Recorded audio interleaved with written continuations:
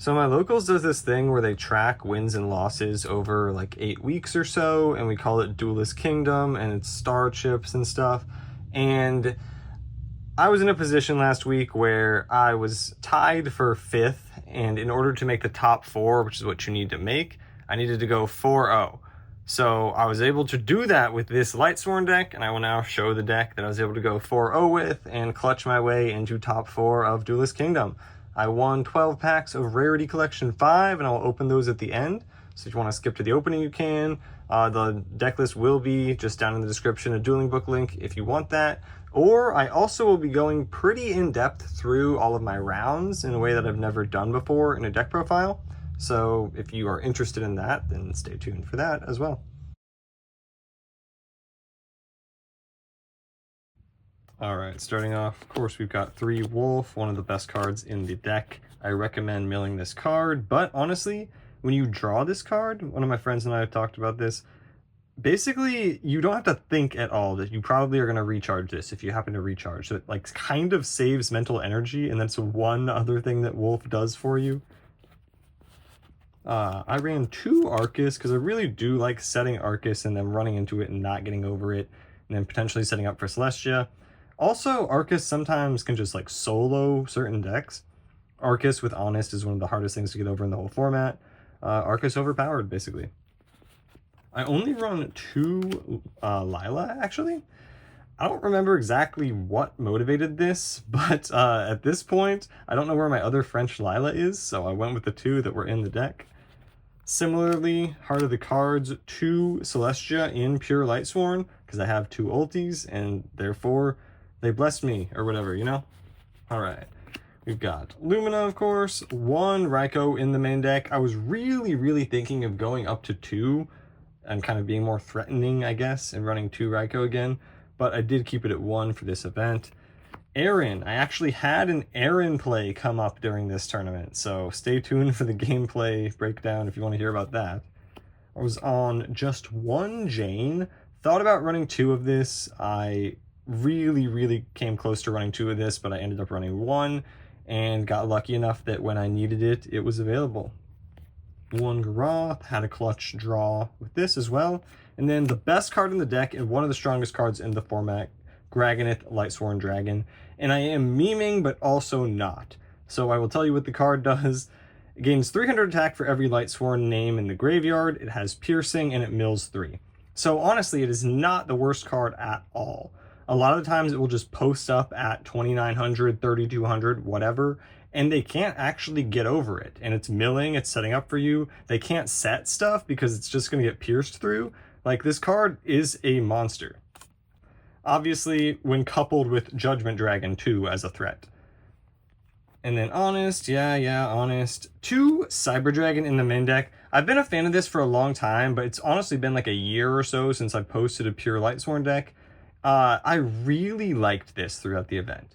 I've been playing Twilight lately, and I basically feel when your normal summoning gets stopped, it's pretty bad, but Twilight is a deck that is at least slightly more resilient to that, so I wanted, if I was going to play Pure, to have some other form of special summoning, and this really seemed good throughout the whole event. There was 1 or 2 times that I opened it going first, but it was fine. I even was able to use it pretty successfully still. One of those times, as you may hear about. Ran Gores, dropped Gores a decent amount. Card Trooper, Plague, Necro, and I ran Shield Warrior. I'm kind of known for running this, I guess, at this point. I did mill this a good amount of times, and it protected things 2 or 3 times in clutch situations. I don't think that it's like a must-run card, but I don't think that it's bad. It might be bad if you happen to have some of the best Gladiator Beast players in the world in your region, but whatever. It came in clutch. Heavy Storm, drew that when needed. And then Cold Wave. Obviously, there's not really a debate about Cold Wave in Pure, but I think even in Twilight, yes, you're more reliant on cards like Reincarnation and stuff like that, but Cold Wave is so good. And the fact that it locks your opponent out of essentially playing on the next turn as well, or even setting up for the following turn, is ridiculous, and this can steal games. Foolish Burial, another card that is potentially missing in Twilight, I feel like. This adds so much ramp to Lightsworn. It sends whatever you need to if you're really desperate, but also obviously it's 2100 ramp with Wolf. You know, you're swinging for an additional 2100 if you need to OTK them. Charge. One, my body as a broken in the main deck. I just kind of had a feeling that this would be good. I needed to beat a Blackwing player in order to top. Or I needed to do better than him, and Heart of the Cards or whatever thought I might run into him. This is also really good against Gladiator Beasts, and just a decent card in the format going second as well. Like I said, if your normal summon gets stopped in this deck, it hurts really bad. So if you have this for a bottomless, basically, it's less bad. I was able to resolve this successfully throughout the day, so I stand by this. Kind of like Shield Warrior. It's not like you need to run this, but I did, and it worked. 2 monster reincarnation in the main. I was gonna maybe go 3. I did still run 1 beckoning. So yeah, 2 monster reincarnation in pure. I didn't hate it. There was times I grabbed JDs, grabbed Luminas, you know? Pretty good. I think it's one of the best cards in Twilight, so of course it kind of translates to pure as well. 3 solar recharge, one of the most busted cards in the entire format. And then the traps. I actually run like 5. 1 beckoning light. I don't think I saw this the entire day, but yeah, I wanted to respect beckoning and run at least 1 copy. Threatening roar. I've kind of always run 1 copy of this card. I have more now, and I've experimented with it, but yeah, I'm always satisfied with 1. It protects stuff. 1 trap stun. This is kind of, I was running 2 of this, and then I switched into my body as the second one. I don't know. Trap stun can put in work, but a lot of people are running 7 tools now and stuff like that, so my body can be good as well. I thought I'd just kind of hedge my bets. Mirror Force, obviously I resolved some Mirror Forces today, and then Skill Shoot. I was able to Skill Shoot people at least 2 or 3 times, yes. But people resolved it against me as well. So yeah, I guess I will now show you the extra deck real quick, and then the side deck. Okay, of course, the 2 Chimera Tech. I ran Armory Arm. I think I might have made this actually at one point. If not, that was last week that I made an Armory Arm. Catastor, Android, Flamvell Dude, Tempest Magician, because we do run Lila, of course. Brio, Goyo, Ancient Fairy. I was watching my own old deck profile, and I was like, you know what? Yeah, actually, this is a light monster that you could go into, I guess. And technically, you could use it to pop a field spell or something, you know? Space is not the tightest in this deck. Black Rose, random Red Dragon Archfiend as a testament to how space is not that tight. Stardust, Thought Ruler, and then Mistworm, which you should definitely run in Lightsworn with the Plague and the Lumina and the level 4s. So yeah, the quick extra deck onto the side deck. Alright, Consecrated Light. Everyone, controversial card, kind of. I don't even think it's that good. I didn't side it against the Blackwing player, and I was victorious. 1 DD Crow. I wanted access to at least 1 Crow, maybe even want more in the future. I wanted a second Raikou, potentially if I was going first, or just for threats, I guess. Random Fossil Dyna, in case I play against stuff that I guess a lot of one-ofs in this side deck. 1 Kaiku. Really good against various things. Good against Twilight, which I was worried about. Like 4 or 5 people were going to be on Twilight, we thought. Soul Release. This is something that my friend sides in Twilight that I've been siding basically just because I've been kind of testing his deck for him. And yeah, I don't know. I figured it could be really devastating in the mirror once again if I was playing against one of the many Twilight players. MST. The second My Body is a Broken for various matchups. 1 Pulling the Rug. I had 2 in. I ended up running 1. I did see it, and it was kind of clutch at one point. 1 Bottomless. I really wanted to run more of this, perhaps, but then I was like, you know what? I'm going to do the thing where you run 1 of a lot of different cards, and I'm simply going to see them when I need to. And then it worked, basically, you know? Like, I went 4-0 when I needed to. Sheesh, basically, you know what I'm saying? The Compulse 1-of for Vayu / whatever, and also kind of similar to how Machina will play this, we could Compulse a JD and like save it from something if you really need to. Torrential, and then I did still respect traps enough, I guess, to run 2 Royal Decree. This is too good against traps, basically, if you end phase it on your first turn. Or, like, if you go first, then you end phase it on their first turn, they never got a chance to play traps in the whole game, it can be pretty good. I can let you set up, and it's already a fast deck, blah, blah, blah. Alright, the final card I want to give a shout out to is this Dippity, which I misread, actually.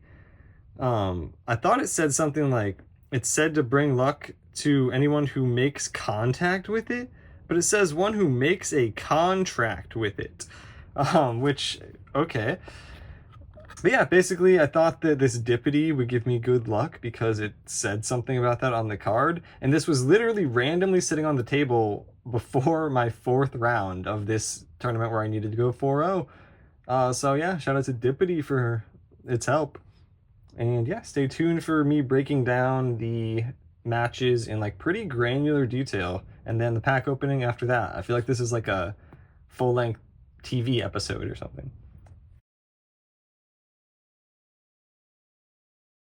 Okay, so round 1, I think I won the dice roll, but I just passed turn without doing anything. I had like one of the support monsters, like Necro, Shield Warrior, or Plague, I don't remember which, that you normally maybe would set in that scenario, but because he's one of the most dedicated local Blackwing players, I didn't want to set like Shura Food or enable Sirocco to be summoned. And then, so on his first turn, he proceeded to summon Shura, which was kind of validating. He swings for 18, I just take it. I then special Cyber Dragon, swing over the Shura. He then surprises me by normal summoning Dark Grepher, which I've never seen him on not Blackwings, but I guess this is the new Marcus Hayden Gas Wings list or whatever that's playing a bunch of value stuff. So yeah, he normal Dark Grepher, sent Plague, made a Yugioh, and swung over my Cyber Dragon and took it.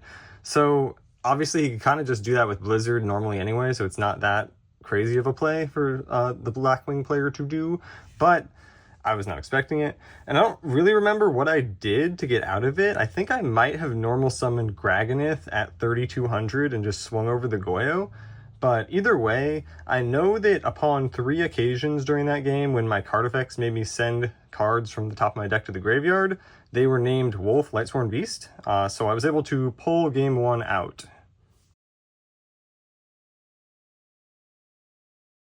Game 2, I opened pretty rough, but so did he. He had like 3 Icarus, I think. But somehow first damage was me swinging with Illumina for 1000 just to get milling, basically. It was that bad. He specialed a Cyber Dragon to swing over the Lumina, and right there is where he fucked up, basically, because he put me on 6,900 life points, and that is a huge confidence and luck boost. He made a Brio and tried to swing with both the Brio and Cyber Dragon, but I did have Gores on the Cyber Dragon. He chose to bounce the Gores. On the next turn, I dropped the Gores again. He repeated the process, including bouncing the Gores. The next turn, I tried to special my own Cyber Dragon to contact with his, but he has Royal Oppression, which is really annoying because my plan was actually to tribute that Chimera tech anyway for the most broken card in the format, Gragonith Lightsworn Dragon. But then I had no tribute fodder, so I was basically stuck in a pretty bad position. And I also had another dead Cyber Dragon in hand, so it was like pretty bad, but I top decked Heavy Storm. So I was able to do the play that I've been wanting to do, basically, and I knew the play was safe because I just heavied the back row. I swung over Brio for 900, and my opponent disrespected the behemoth that is Gragonith and forgot he had piercing, so he set a Grepher. I swung through the Grepher for 1600, and then, yeah, basically he just couldn't answer the Gragonith, and he brought the match home. Also, I think both of us dust shooted each other that game. We did one of the games, at least. And this match was really, really important because I needed to go 4-0 in order to top the season, basically. And the person I was trying to overtake in order to get the 4th spot is the person that I beat round 1. So he needed to do basically bad enough at this event, and I needed to go 4-0 in order for me to make the top 4. Round 2, I played against some Dark Gaia Prisma Spice, basically. He dumped like 3 or 4 different cards with Prisma at one point. But yeah, so I think he opened Stratos, searched Prisma. I was able to put up some level of meager defense and hang in there as he repeatedly dumped stuff to the graveyard. I did establish a 3200 Gragonith at one point and stabilize a little bit. And then he had to dump a bunch of stuff, but he was able to make a 3500 Dark Gaia to get over it, actually. So there is one thing that can get over Gragonith, actually, in the format. Not that it's necessarily a better card, but... anyway, so somehow I was able to drop the old Judgment Dragon and blow everything up at some point. I attacked. He did have Gores, but I blew that up, of course. He did have a crackback. I forgot what, but I was able to summon a second JD and pay from 1300 down to 300 and clutch out the game. But there was something that happened earlier in the game, I don't remember what exactly, where he could have attacked for more damage, basically. And then it did matter, like it did 400 less, and then I lived with 300 after paying for JD. So it would have at least slowed me down if I had to fight through his cards instead of being able to nuke a second time. But I do want to mention that he summoned Big Piece Golem during that game, so I was quite intimidated. There was one point, though, also in the game where he kept setting Honest, and then I randomly drew into Aaron of all cards, basically, and it was pretty clutch as well. Second game I don't remember as much about. It appears I must have swung with Garoth at some point, and I think that may have triggered Gores, but I was able to successfully bait him into Mirror Force, basically. And I desperately had to summon like Aaron next to Garoth or something to hope to draw cards, and I did get to draw one card off of it, and then I was skillful enough that it was Honest. So at least I think that was round 2. Maybe it was that he dust shooted me, and then the only unknown card was that Honest. I don't know. Either way, Neospatian basically stuff was in his deck, and that is overpowered, but I got really lucky and was able to pull it out. Round 3 was against good old Machina Gadgets. Game 1, I think we had some level of first turn interaction. I somehow took 300 damage. I think maybe he summoned Gearframe and then searched for Fortress. I don't know what happened, but however it happened, I had double Solar Recharge and then drew into Charge of the Light Brigade. I milled a Wolf off all that, and it made JD live like immediately. I think I had a Foolish to summon another Wolf, and then I had Lumina as my normal summon, so I literally just won like almost immediately. Like it took us longer to shuffle and stuff than for the first game to finish. Game 2 was not super eventful on my end. He went first, normaled Red Gadget. I think I set a Necrogardna, and he summoned Yellow, and then summoned Fortress, and he attacked with Yellow Gadget into my Necrogardna, and that 100 damage was the only damage I did the whole game. It happening to be Necrogardna that was face down, and then Necrogardna's effect obviously slowed him down a little bit, but I wasn't able to get anything established that game. I think he might have hit me with a Horn of Heaven as well that game. Game 3 of round 3, I opened pulling the rug and he summoned a gadget, but I let it go to save the rug for later when it would hopefully be more devastating. We ended up in a game state where I was able to rug a gadget later, and then it left him on 2 cards in hand, so it was pretty good. But he got up a Light Imprisoning Mirror and Fortress and was just repeatedly hitting me with it. I think I ended up taking 7,500 from the Fortress just attacking directly. But eventually I was able to stack for Plague and Tribute for the Clutch Lord Gragonith. I had 3 names engraved. Gragonith attacked over Fortress for 400, and he had to pop it because it's mandatory. That put me on 4 names. I was able to drop JD as like a Walmart Gragonith, basically, and just exist at 3,000, which was just too much, basically, to deal with in that simplified game state. And his other back row happened to be Starlight Road, so it wasn't doing anything because I couldn't use my effect because of Light Imprisoning. So I just basically, yeah, I didn't mill. But yeah, Gragonith actually, if Gragonith is on the board with Light Imprisoning, he actually doesn't get affected too much because he still gains attack and still pierces with Light Imprisoning up. He just doesn't mill. So basically he just looks in the mirror and he's like, damn, I'm looking kind of big though. And then he forgets to mill, and that's all. Gragonith OP.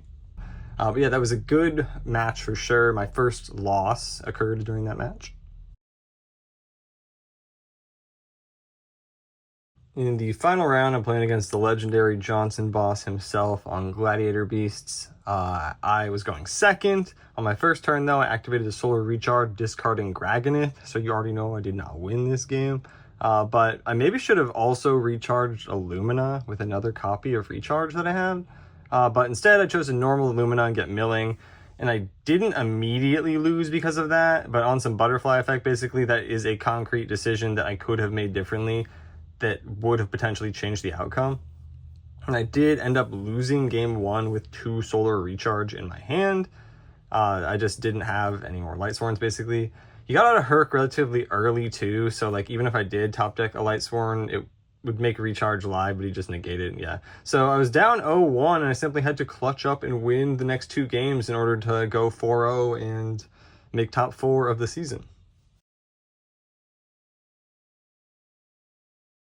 Game 2, I think I opened Skill Shoot and Bottomless, and I immediately Bottomless his Sam Knight. I did not shotgun the Dust Shoot, though, because I guess I thought it'd be better to try to disrupt something after the draw.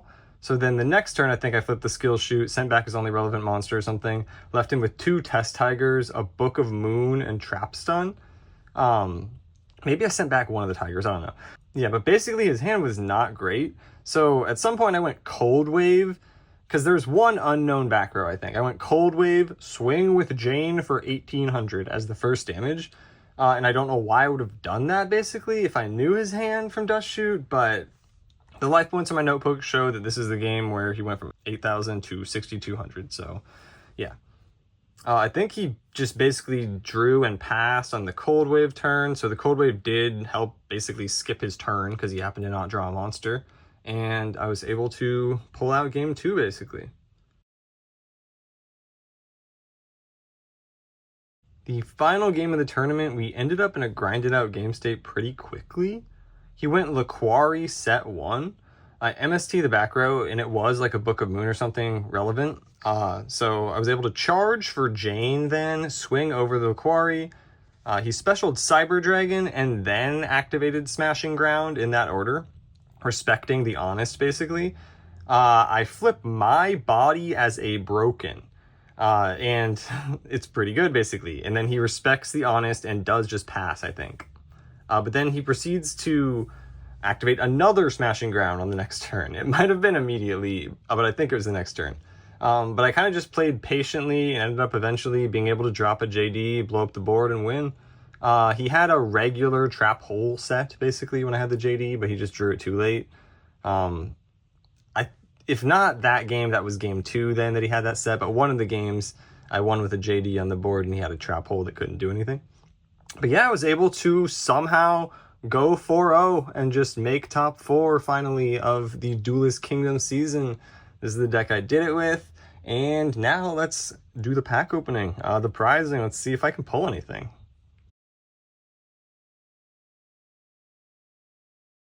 All right, now for the fun part, I'll open my prizes. I opened one pack in the store and then they were like, hey, we're closing. So it's still in here. I can't actually even really tell which one it is, and you guys haven't seen it, so it'll be new to you anyway. So yeah, let's get into it. Hopefully we'll rip some of the cool meme artworks of the Edison playable cards is all I really care to pull. Platinum Gadget, Dragon's Mind, Fiend Smith thingy. So no Edison stuff in that. Dragon's Mind would be, it would fit Edison. But yeah. Alright, next pack. Ooh, Obelisk the Tormentor with the little kanji or whatever on it. Alright, so that's cool. Pulled an Obelisk. That's actually pretty sick. I should probably sleeve that. I don't know if it's worth anything, but out of respect for the god. Dogmatica Nation, Sprite to Chet, more modern junk. So we got one Edison card so far, and it's Obelisk. Busted. Zeus, that card was broken, I knew, at least. Again, nothing Edison. Alright. We'll hit some Edison stuff, though. Not too worried. Not too many Edison cards, so probably about on ratio so far still. Solemn Warning with the thingy. That's still cool to pull. Not an Edison card, but D-Rev was my first set back in the day. Alright. I think that's 4 out of 12 down. And I'm pretty sure in the one I already opened, there was no Edison cards. Imperm randomly with the kanji, I think. Sprite Blue, Psy Reflector, Spin. What are these even called? Prismatics or whatever? of some sort of modern card. Eldritch thing. It's not super modern, but definitely not Edison. Alright. Speaking of the Eldritch, that's absolutely wild. Back-to-back cards like that. Ooh, we got a collector's rare Infinitrack thing. I think collector's rares are at least actually collector's rares this time. Ooh, we got an Edison legal card. A secret rare Swords of Concealing Light. Woo. Trying to speed run these packs before my partner gets home. Ooh, we got the Yes Trishula. Alright, so we're memeing here. We got the Danger Nessie. Shout out Nessie. Dark Lord thingy. Ooh, we got a Psy Frame Gear Delta Starlight. Woo. That's simply modern to me, but yeah. Ooh, we got a Ghost Ogre Starlight with the kanji. Dark Lord thingy. Clockwork Knight. Yugioh. Nice. Then an Umbral Horror thingy. Alright, we got 4 packs left. This one feels like, yep, it's the one that's already open. We got this thing, some Pendulum, Urgent Schedule, this Sacred Phoenix thingy. Okay, through the power of editing magic, it's gonna look like nothing happened, but my phone died and it's actually literally the next day, so I'm kind of hyped to get to do another pack opening of 3 packs now. And also, I got a chance to look up some of the cards I pulled, and I want to have values actually pop up on the screen because I have kind of hit some stuff actually. Like, obviously no crazy overframes or anything, but like, it was worth opening the packs at least. Yo! There we go. We get the little alt art or whatever, Solemn Judgment. I don't even know if that comes Starlight, but that one's not. Some other Yu-Gi-Oh cards there, but pretty hype about the Judgment actually. Packs are like inconsistent with how hard they are to open. Trap Trick Sarah, Lingeribo, Diviner, and Primite, Lordly, whatever, Misty, that thing. Yeah, modern Yu-Gi-Oh! Look at the pack filler along with the trading cards. But actually, I'm talking shit, but like the Starlight Delta or whatever is like a $20 card. We got another Ghost Mourner and Moonlit Chill. Exo Sister Thingamabob. Pendulum Yu-Gi-Oh! Monster. Card that like plays into the meme of the number of stars and the number of words in the name. And then the good card. Ooh, we actually hit a Prismatic Despian Cordis or whatever. And the Prismatics are not really even close to guaranteed anymore. So these are like minor hits nowadays. So, woo. I'll run back through all of the stuff I'm calling bad, because I don't remember it that much, because it's from yesterday at this point. But yeah, like the Delta, pretty sure that's like a $20 card. Shout out to Nessie. I want that Nessie pulled out just because. Nice Trish, and the nice Warning too somewhere. That's a Prismatic as well, technically. The Imperm looks kind of nice. The Warning, that's tasteful. Like I said, D-Rev was my first set, so Solemn Warning holds a special place, kind of, for me. I thought there was one more Starlight or whatever, but I guess, hold on, is that it shining in the light? Yeah, cool. Ooh, actually it's a Starlight Ghost Ogre. So I think, again, that was like a $15 card or something. So, not the worst pulls. Once again, I had to go 4-0 in order to clutch up and make top 4 of the finals. I somehow achieved that, and I feel amazing. It's one of the greatest feelings I've ever had, and yeah, thank you for watching. Peace.